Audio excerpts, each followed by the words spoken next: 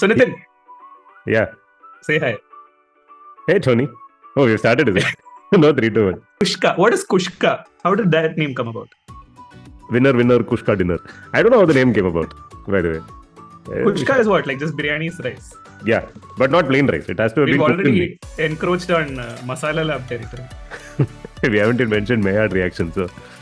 The word Kuska has its origin in Kushk, which is an Urdu word meaning dry. Hence, this is also a dry biryani preparation which does not have vegetable masala or gravy in it. Which biryani has vegetable masala in it? Pulao. Pulao or khayali pulao?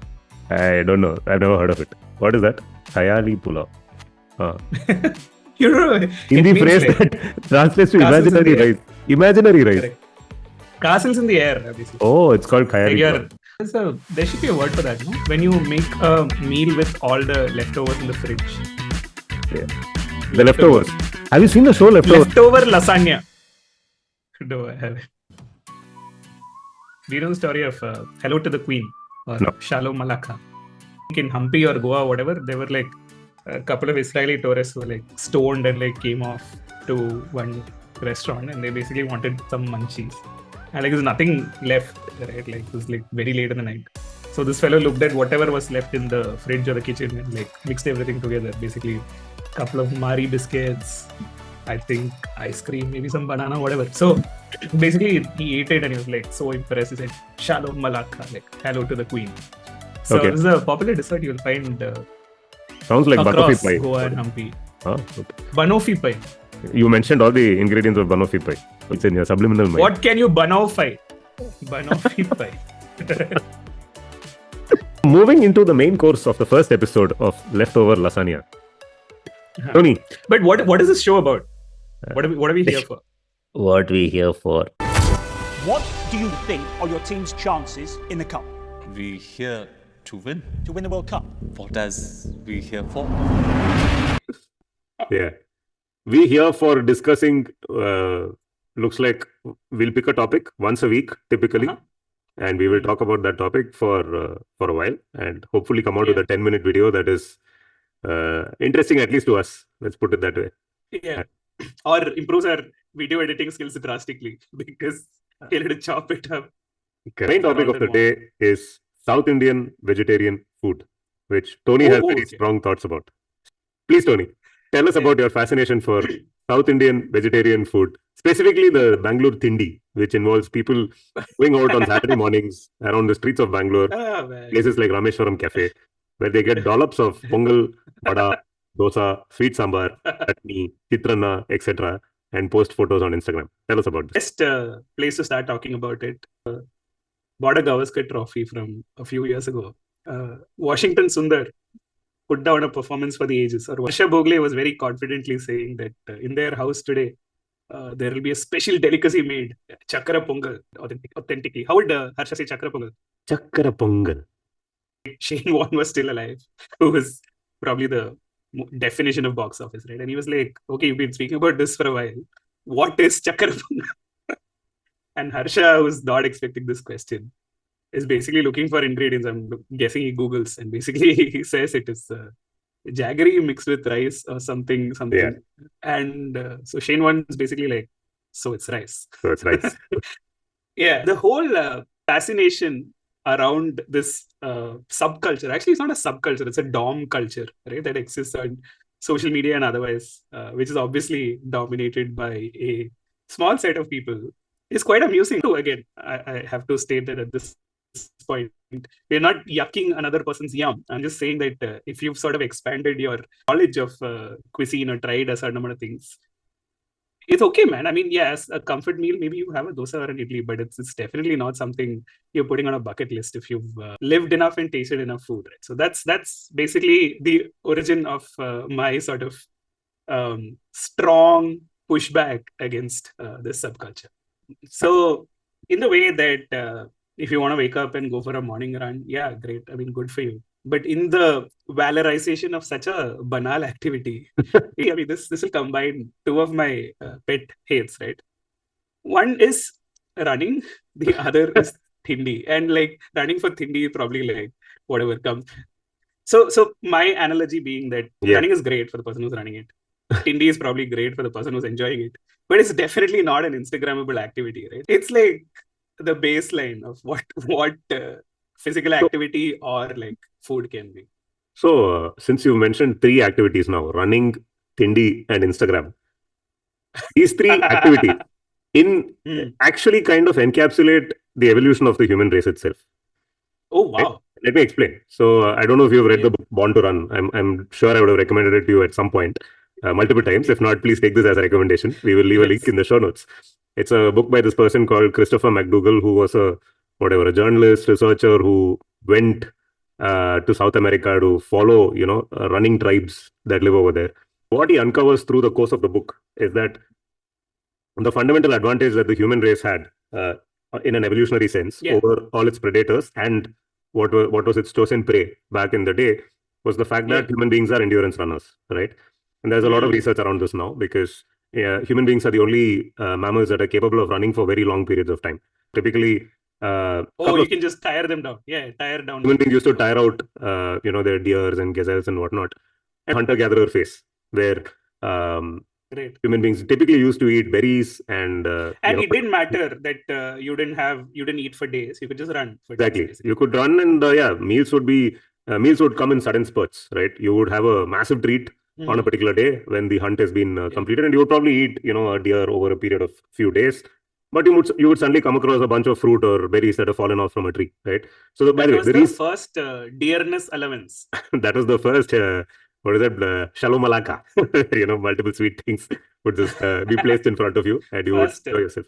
Travel allowance and deerness allowance combined, basically. So we used to be those hunter-gatherers. We used to be very good, very outdoorsy, very athletic, and we honed our skill to run until we actually discovered agriculture. So after being hunter-gatherers for millions of years.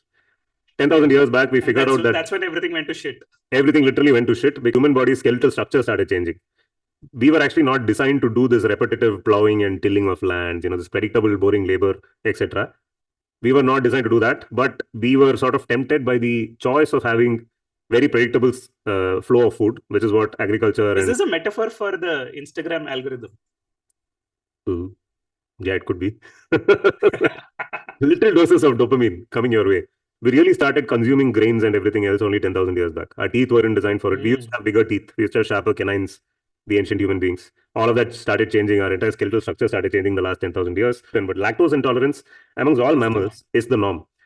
Human beings, because milk is plentifully available to us, have managed to convince our bodies that milk is okay for us, right? And we are the only mammals who consume milk after the gestation period. This is why human beings are tala for a reason. Like after Dhoni, who consumes industrial quantities. Tala for that reason. Yes, indeed. So this now neatly moves us to the second phase, right? You mentioned three things. So running was number one. So second phase of evolution is agriculture and vegetarian food, which is where we have come. Which is number two. Which is number two, exactly.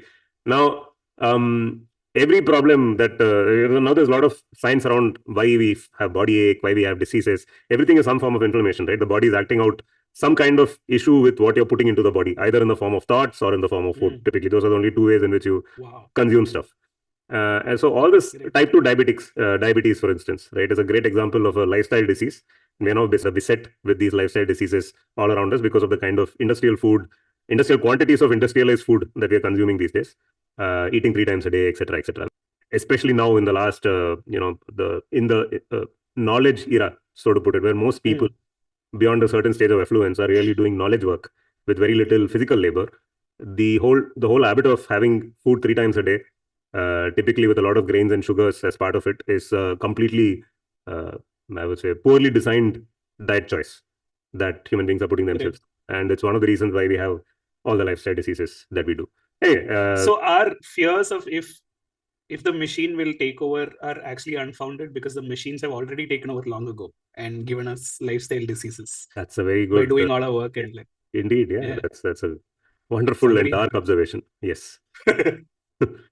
Now, how to now usher in the third era, of course, is the Instagram era, which you spoke about, which where it doesn't matter whether we're doing prehistoric stuff like running or we're doing medieval stuff like eating unhealthy food. Yeah. Everything is now an Instagrammable moment because look, I have internet. Yeah. Yeah, so the cherry on top of all of this is that Zuckerberg literally means sugar mountain, right? There you go. And hence Instagram is basically, a bad vegetarian diet. There you go. Bad vegetarian diet. That's what it is. But yeah, tell me, as a runner and hopefully Tindi lover or Tindi lover adjacent, explain to me, like, what is this behavior? So I wouldn't term myself a Tindi aficionado. That said, I really love my dosas. And I love my sambar vadas as well. For me, there have been days when I've gone cycling or gone running, in Bangalore. And you finish it off with a wonderful South Indian breakfast where you have, a crisp dosa, a couple of vadas, and filter coffee. It's just the dopamine kick it gives you, man. Like, what's not to like? It's as good as having pancakes. No, but here's the other question is that essentially dosa or an idli or an appam for that matter, or a medu vada, is just a vessel to an uttappa, or an uttappa is just a vessel to soak up amazing stuff like a prawn curry or a mutton curry or pork, or I mean at the very least some chicken, man. Like, it's not the star of the show. It's meant to be like the vessel that soaks up. Yeah.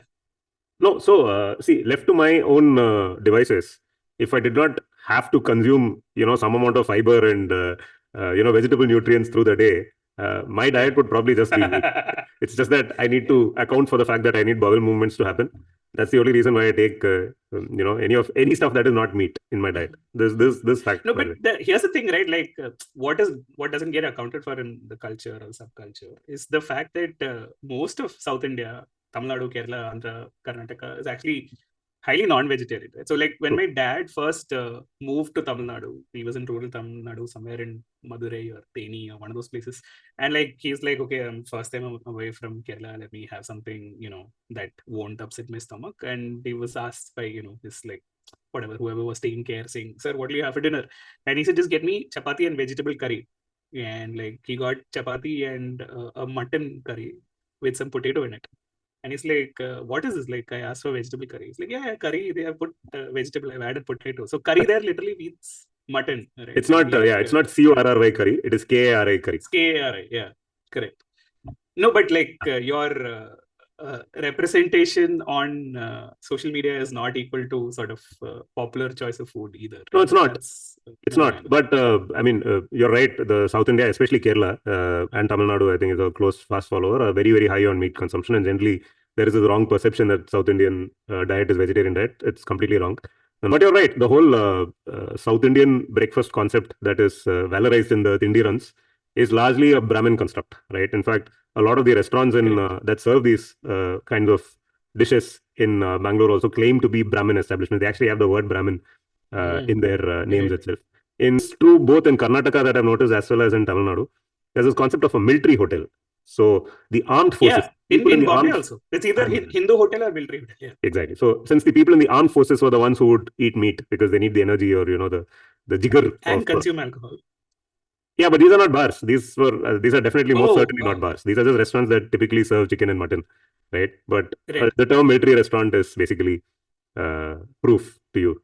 Now, so these are all these terms, right? Which are all like nudge, wink, wink ways by which establishments could indicate what they were serving. Distinguish, yeah. Could distinguish, right? So you have the Brahmin's coffee bar, etc. in Bangalore, which are very popular.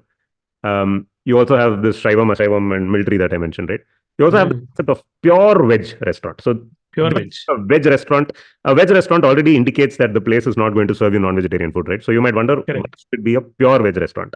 The pure veg is an indication to the patrons that the people running the establishment are Brahmins. And hence, they're not only serving you veg food, but they themselves are unpolluted. And they're going to serve you extremely clean food. So it's a nudge, wink, wink again suggestion to people. Right.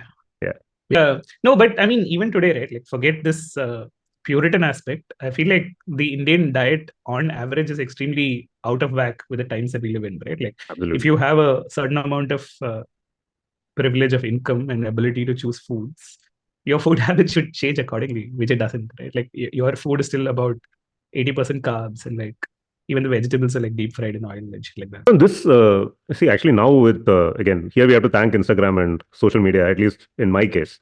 Yeah. My knowledge of nutrition and what is good and what is bad for eating. I'm now 38 years of age. I think for the first 30 years of my life, I had all the wrong fun days, and that's probably also the power of marketing and what it does to us, right? The famous you thing grew about up in Tamil Nadu also, can't be blamed. what is the sliding? I don't know. What I was so see the basic thing that we've all been exposed to as we grew up, right, is cornflakes.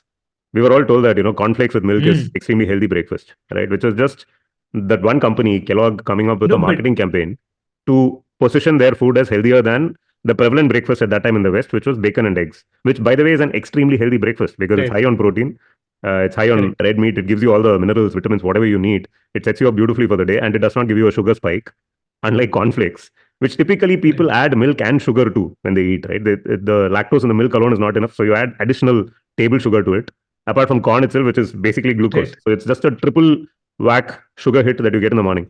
And we grew up reading that was actually healthy. It is the exact opposite of healthy food. A lot of what I've learned, at least, I only learned like in the last 5 or 6 years through channels that you see on Instagram. There's a lot more research, podcasts. I mean, there are lots of great podcasts now that I actually started busting food myths.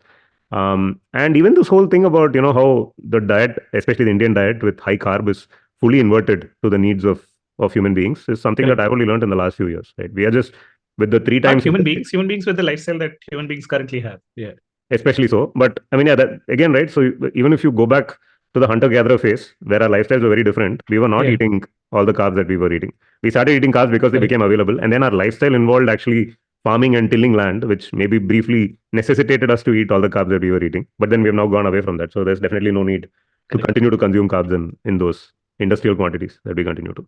But yeah, you're right. Indian diet especially is a complete, and like you said, right, it's not even a question of privilege and moving to a healthier choice, because I think awareness is still so low. There are people in my own family who I need to convince that what we grow up, or rather what food we enjoy as adults, is largely down to what food we were made to eat. Nostalgia. When we were children. So if there is one good thing you could do to your child, it is to actually not get your child addicted to sugar. It's very easy to do. You just need to basically not present sugar as an option to children. Not give them. Give them milk without sugar, for instance. Don't give them your processed sweets. Don't give them laddus and jalebis, etc. when they're young. By the time they're 6, 7, 8 years, and I'm actually seeing this with my son, they actually don't crave sweets. They don't enjoy it. They will refuse it, even if you offer it to them. And this keeps happening to my son, where family members will force my child to eat sweets, and he will resist. He will resist with all vehemence, and I'll be like, he doesn't want it. Just leave him be, right? Correct. Yeah. So no, but there's like social pressures are immense, right? Like you can't suddenly, like diet, I guess, is the last thing to change, right? And it is. Never. When you go to a let's say a restaurant, right, which serves a different cuisine, you're automatically okay with them serving you a different balance of protein to carb, right? Typically, not talking about a vegetarian restaurant. Really, if you're going to a Ethiopian restaurant, reasonably upscale, not Ethiopian, like continental or whatever, right? And you're and getting a steak or a chicken something, whatever. Yeah. Generally, you don't question it either, right? So it's just possibly a question of habit/convention. You do, but you know what's interesting, right? You go to KFC in India, and KFC is not the best example. It is the most unhealthy food you could eat. But KFC in India, and I'm not talking about the ones that are opening in Ayodhya where they're going to serve only vegetarian KFC. But your regular KFCs in India come with a side of rice, right? Because people go there and they're like, I can't just eat chicken. I need to have rice. Really? Yeah, they have this some jollof rice or some colored rice. Some shit fries? No, rice as well. They serve with rice. So they have dried fries and fried rice, both. Yeah, exactly. Yeah. So even these franchises, and again, the Mekalu Tiki Burger is an SKU that the McDonald's only sells in one country in the world. So it is true that even the biggest brands in the world that have come to India have had to modify their offerings to suit the Indian requirements. So unless you go to like a very, very authentic, like Kellogg's is now into upma or something like that. Correct. Which brings us down to tribalism, right? And like if you fundamentally think about it, our views have primarily been shaped by the availability of the internet, right? And the knowledge that there are people who won't disown you because you're suddenly making rational decisions, right? Whether it is on religion or food or anything else, and you have a society to fall back on. So maybe that's at the basis of it all, right? Whether you're a hunter-gatherer or an internet community, it all comes down to the ability to have tribes. I'm guessing like it's a human need to spend more time with people who by and large agree with you, right? Not 100%, but at least let's say 70 to 80% of the time. Yeah, I think there's no disagreement on that. Yeah. We do like our eco time. Hence proof, QED. Absolutely right. You're correct. That was the first episode of Leftover Lasagne. Leftover Lasagna. That was the first episode of Leftover Lasagna. We hope to bring back the leftovers once a week from deep inside the refrigerator, hopefully with another interesting topic in a week's time.